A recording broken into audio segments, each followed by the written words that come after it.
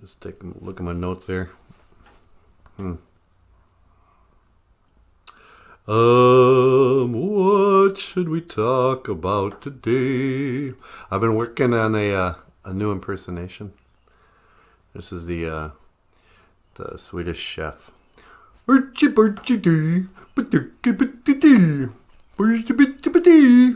then just throw some vegetables.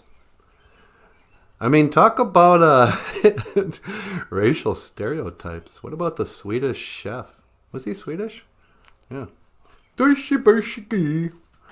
the Swedish chef. He couldn't even speak. It was just... Could you imagine if they had like the Chinese chef? And they just had him go, chicka chicka chong chong. I mean, it's racist. Anyway. So yeah. I was telling my cousin Stacy that the Vikings is racist. Man, you know, the Scandinavians, the Norwegians, they're not mascots. That's dehumanizing. You know, there's only two things that Vikings are known for. And the second one is pillaging. That's the part that you can actually talk about. Because, oh yeah, the Vikings, they came in and stole everything after they did that first thing. That rhymes with tape. Alright. Can't use any of that. We're a wholesome children's show. Nah. Alright. Take two. I'm getting all ready. Okay. Everything's A-okay. Okay, hey, BOOZHOO. And welcome back to the show. I am not a BOOZHOO. And this is BOOZHOO. Not a BOOZHOO. And today, our Ojibwe word of the day. And I was thinking, about the word. I was looking up words actually. And did you know that there is no word in Ojibwe for victim? And that got me thinking. It's like, yeah, I suppose. You know, there's no word for racism in Ojibwe. Because there's no word for race. And you have to consider, you know, Ojibwe, we kind of stopped using Ojibwe back in the day. And everybody started speaking English. And so there are just some concepts that you're not going to find in Ojibwe. And it makes you kind of realize that, you know, without a word for it, the people didn't have a concept of it, you know. Sometimes people think, oh, everything's already there, and they just add names to it. But I sometimes think if you come up with a name, you actually create the thing, like victim. You know, we didn't have a way of saying, oh, I'm a victim. Somebody picked on me, I'm a victim. I'm a victim of racism. There was no way to say that in Ojibwe. I'm a victim of racism, you know. But now there's a lot of us crying around, oh, everybody's racist. Everyone's a Nazi that I don't like. You know, oh, I'm a victim. And this is what annoys me most. It's not so much the self-pity that people have. Because to be honest, most Anishinaabe, you know, don't really feel like they're victims of anything. You know, most of the Shinabs I know go, yeah, I'm broke because it's my fault. They don't blame the man. It's like, you know, oh, I got addicted because of pharmaceutical industry. Oh, darn those meth dealers making me a victim of the drug epidemic. You know, usually it's, yeah, that was me. You know, it's like the fat acceptance movement. Oh, I'm a victim of fattening foods. It's like, well, no. That's your fault. That's the thing we're all dancing around. It's like, yeah, okay. So you got a little extra 100 pounds there you're carrying around. You know? It's not like you don't know why. But anyway, So then it got me thinking, what is it that makes the difference between being smart, kikendaso, smart, and being dumb.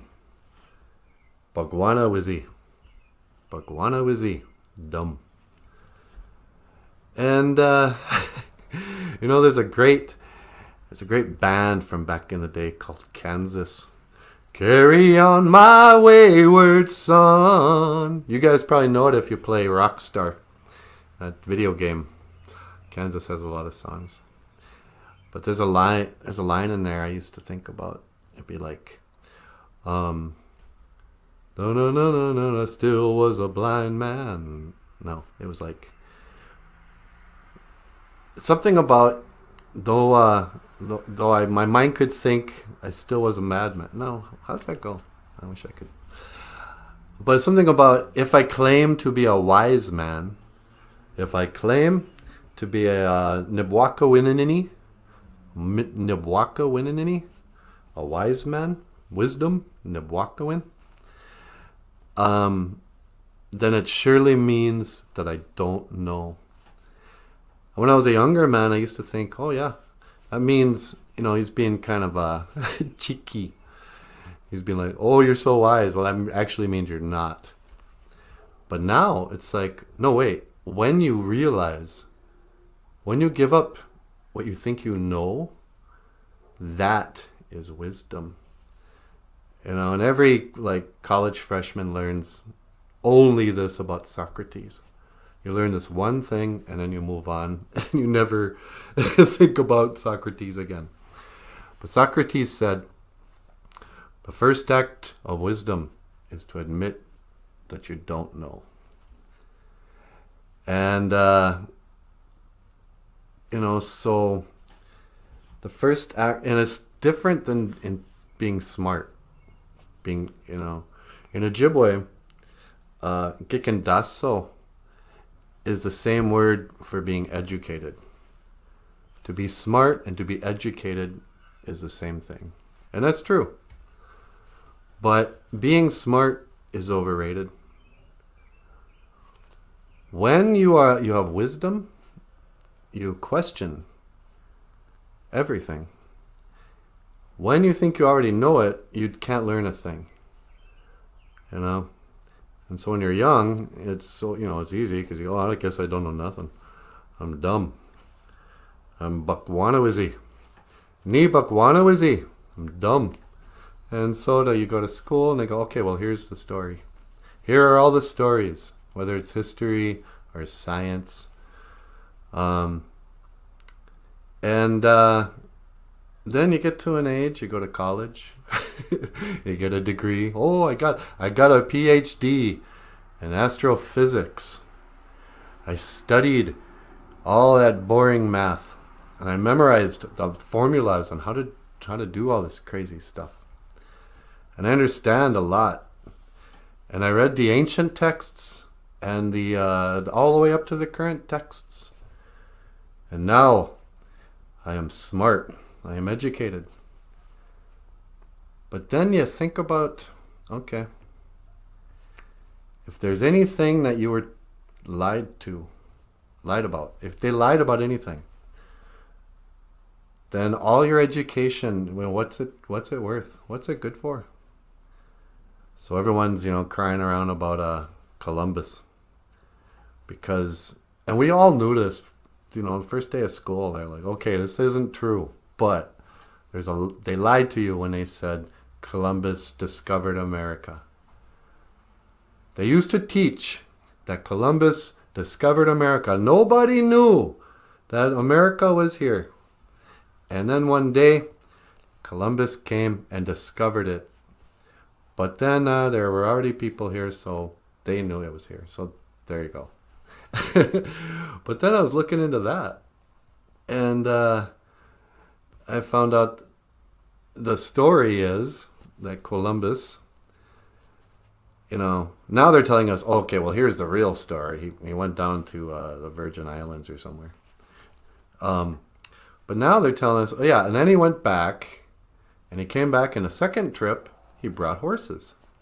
And this is how the horses came to North America and South America and Mexico and Canada and all that.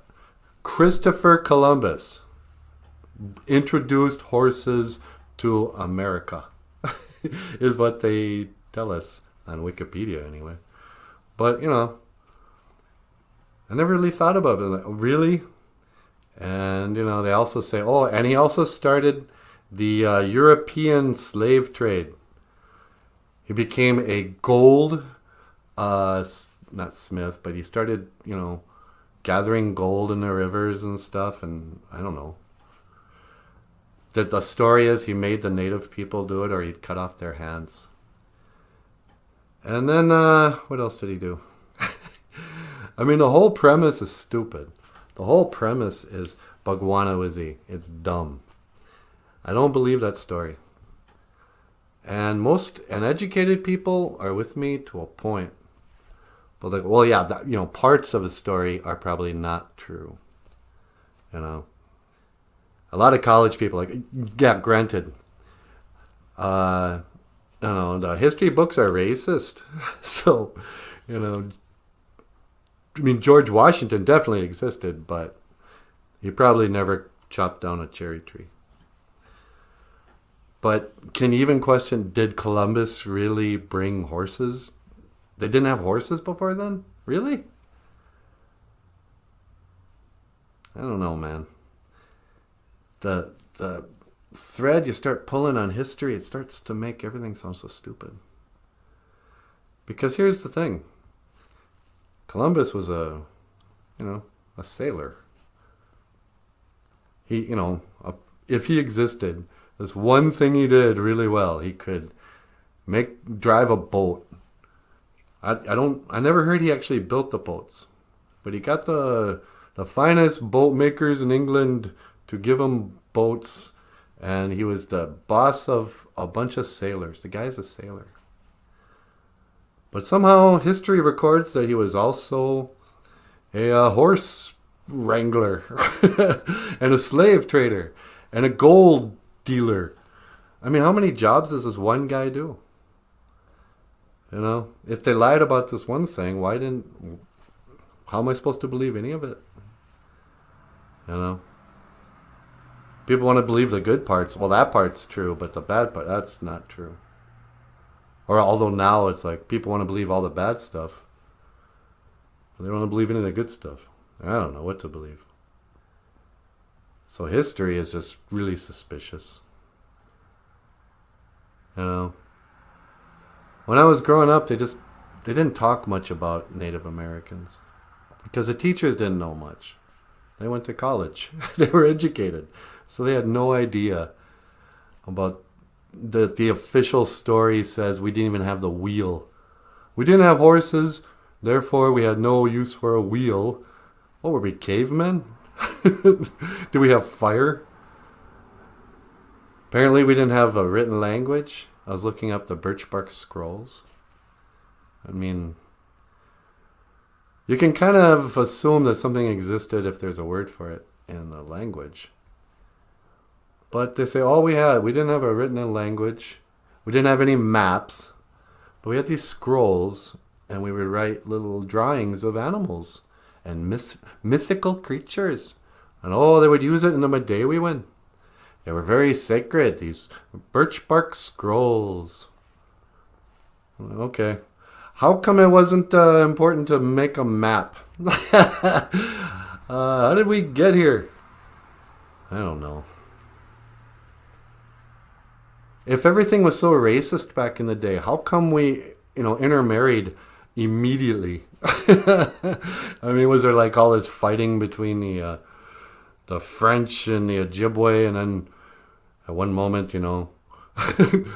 some French soldier and a Anishinaabe Ikwe, their eyes met. Like, what are we doing? You guys, what are we doing? All this fighting, it's stupid. We should get along.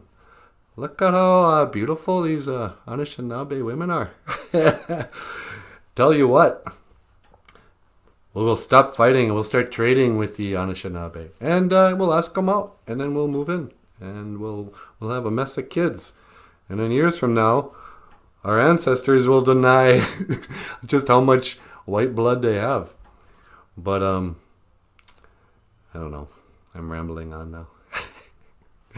I just don't believe everything I'm told, and I'm starting to suspect that most everything that I was taught is nonsense. But I think that's okay. I think that's a good place to start. Let's assume that everything I thought I knew is wrong, and then let's look at it again. You know? And I'll look at it for myself. So here's kids. I'm just going to shift gears here. So children who've made it this far in this video, this is my elder's advice to you. Ask yourself, what do I know for myself? Not what have I been told. Because remember, you know, your parents probably told you an overweight white man breaks in once a year. He flies in a sleigh with flying reindeer and gives you presents if you're good. You know, so there was a time when you thought you knew where Christmas presents came from, but you didn't.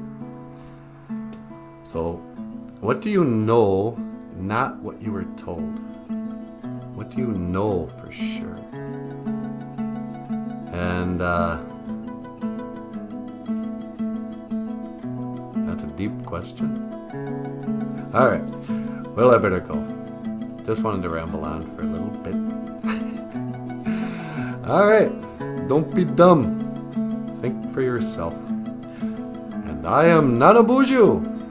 Natasha is not here. And I kind of miss her.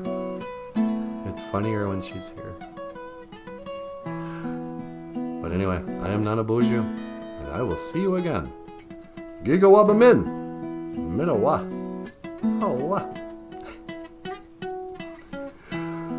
Oh, okay. I don't know if this was funny or just weird. What do you think? Oh, don't ask me.